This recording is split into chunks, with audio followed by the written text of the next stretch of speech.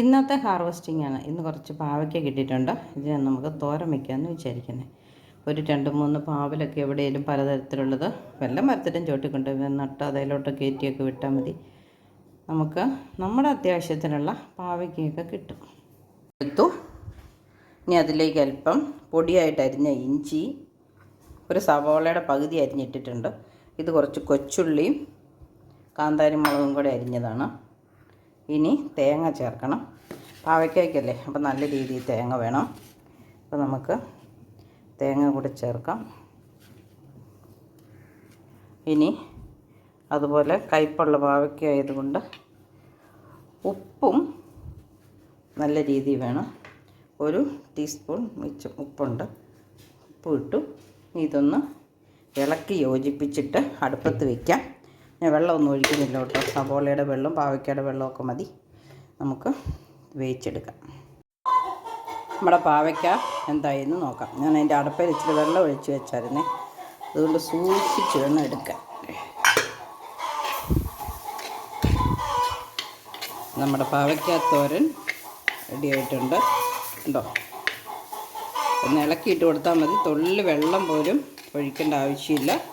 പാവയ്ക്ക തോരൻ നല്ല സ്വാദിഷ്ടമായിട്ട് ആവിയിൽ വേഗവും ഉണങ്ങിയിരിക്കുകയും ചെയ്തുകൊണ്ട് പ്രത്യേക ടേസ്റ്റാണ്. അപ്പോൾ എല്ലാവരും പാവയ്ക്ക വയ്ക്കുമ്പോൾ കടുക് പൊട്ടിച്ച്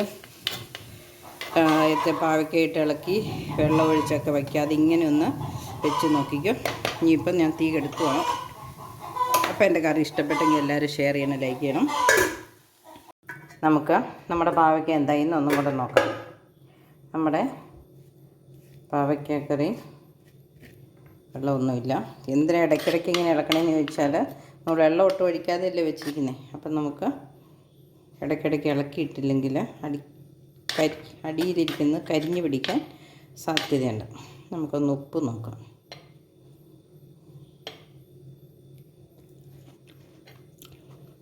ഉപ്പൊക്കെ ഉണ്ട്. ഇനി നമുക്ക് വേണമെങ്കിൽ പാവയ്ക്ക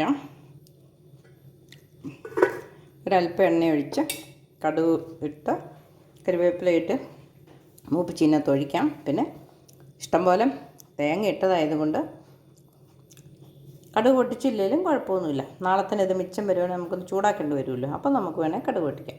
തോരന് റെഡി ആയിട്ടുണ്ട്. വെള്ളം ഒഴിച്ചില്ല, ഒന്നുമില്ല.